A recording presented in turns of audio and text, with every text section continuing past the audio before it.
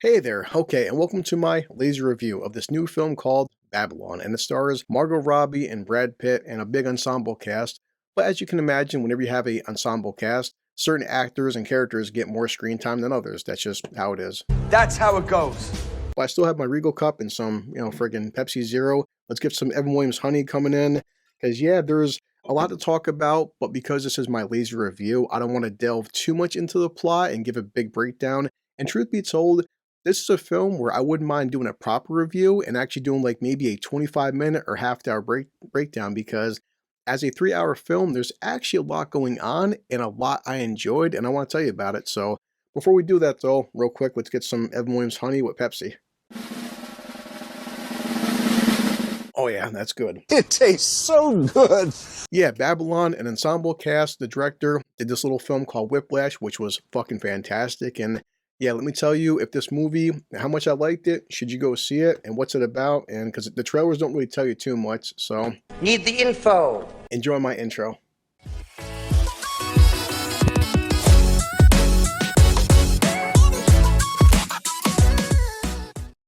God, that's great. All right, so basically, this film is 3 hours long, as I said, and I took it as basically instead of one long movie, it felt like 6 half-hour episodes, and that can be a good or a bad thing depending on how you take it. So let's just say off the bat, it's batshit crazy. It's fucking weird. Why? I think that's batshit crazy. And I'm telling myself watching that this kind of shit probably fucking happened back then, because the film takes place in the 1920s era with silent films, and then it starts bleeding to the 1930s era. Like porn movies before sound. You know, something that we take for granted, but the term they would use is talkies.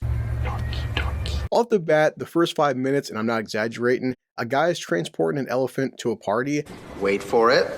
And some things happen, but basically the elephant takes a massive shit. And I'm talking about not just like, in the background kind of shit or kind of weird prosthetics where you're seeing the elephant's butthole and it's coming out and it's nice and liquid and hot and steamy and there's chunks landing on a guy and he gets a shower of elephant shit. And I'm like, holy shit.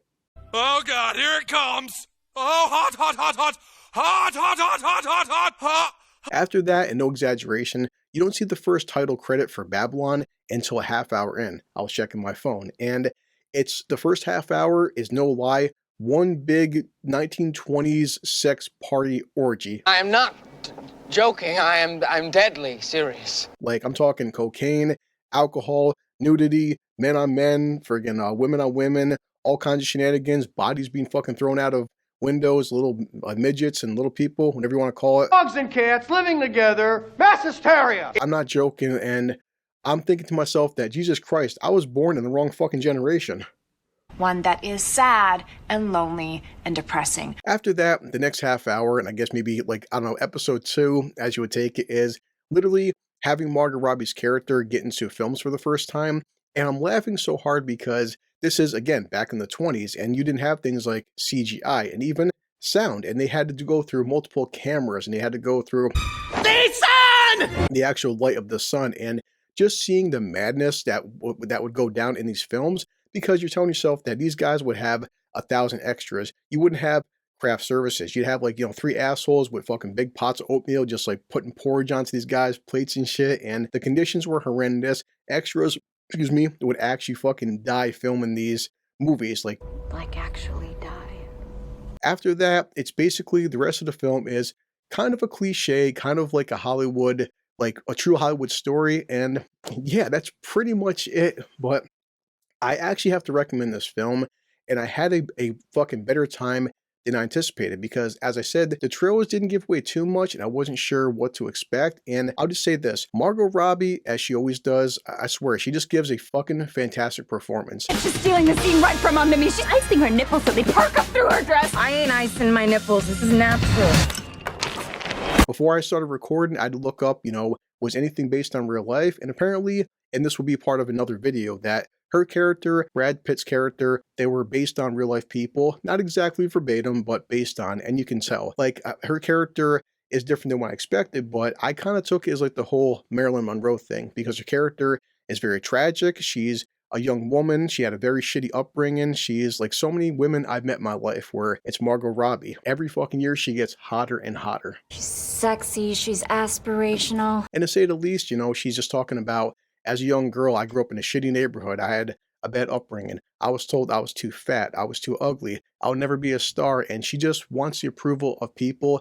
And it's very tragic seeing a character where she's, you know, gets addicted to cocaine. She's an alcoholic. She's freaking not the best actress, but she's pretty good and trying so hard. And yeah, so Brad Pitt's character, he's the freaking cliche, again, 1920s movie star. And this happens more often than not throughout the past 100 years of cinema, where you have the guy where I'm on top of the world. I'm the best movie star on the planet. I command the highest salary. And he's a great silent film star.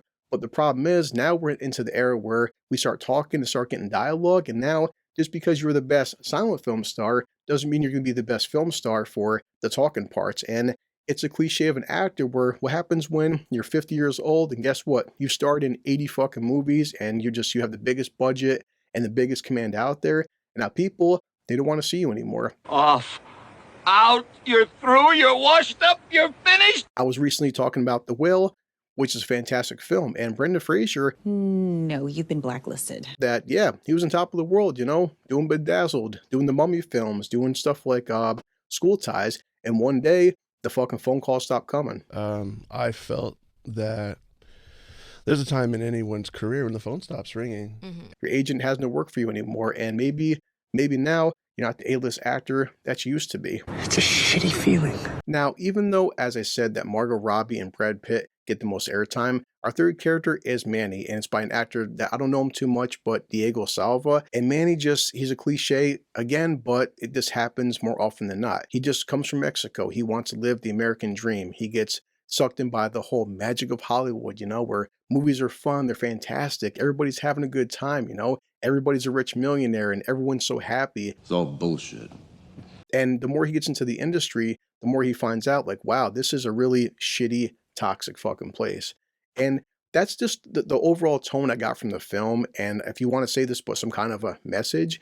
Message? What message? The message is that guess what? Hollywood fucking sucks. Hollywood is pretty goddamn toxic. And people like us who just watch these films, we think, oh yeah, these films are fantastic and these guys have fantastic fucking lives. And why are they so miserable?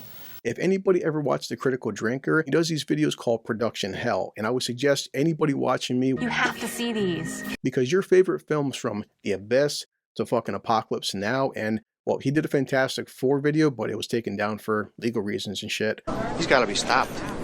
The things we don't see is actors having a mental breakdown, actors getting addicted to cocaine, actors having drinking problems. Just Once you're behind the scenes, it's... one part is when they first make their first film that has sound. I'm looking at this where they have take after take after take, and everything that could possibly go wrong goes fucking wrong. Like, just for Margot Robbie's character, Leroy, to make a 1-minute scene takes like hours and hours of fucking prep and so much shit happening. And I'm laughing the entire time, and other people in the audience were, because you're telling yourself that this kind of shit probably happened in real life. And it felt real. Even as you're watching me, some people may say, hey, listen, you did an 8-minute quick video, and no doubt to you it's an 8-minute video. To me, it's looking at 3 goddamn hours of editing. And I can imagine what it was like back in those days when the 20s going into the 30s and the first time they started adding Technicolor and they started adding sound. Times are changing, Pops. All these characters are fucking miserable and miserable beyond belief. So they do things like drink, they do fucking coke, they're doing orgies, and they hate their lives half the damn time. They hate the industry, but they get stuck into this vicious cycle of now I'm in too deep and I can't get back out. It's almost like the whole Godfather where Just when I thought I was out, they pulled me back in. I had a good time. I would tell you that if you're not going to go see this in theaters, owe it to yourself to sit down on Redbox or digital, as people always do, and definitely check it out and just go in with an expectation. You are going to laugh, but laugh because it's so uncomfortable, but also it's so over the top insanity that you knew this kind of shit was going on back then. And sometimes even still fucking nowadays, because let's not act like guys like Harvey Weinstein didn't exist in the past 20 years, right? He's a piece of shit. And this just showcases yet again that Hollywood isn't the fucking place that you think it is. So yeah, that's pretty much it. Hope you guys like my review. I'm gonna check my time, get to editing, pull-up bender, and yeah, thank you for watching. Appreciate you, and well, let's drink this and let's go. This calls for a drink. So goddamn good. And now I'm heading back to work.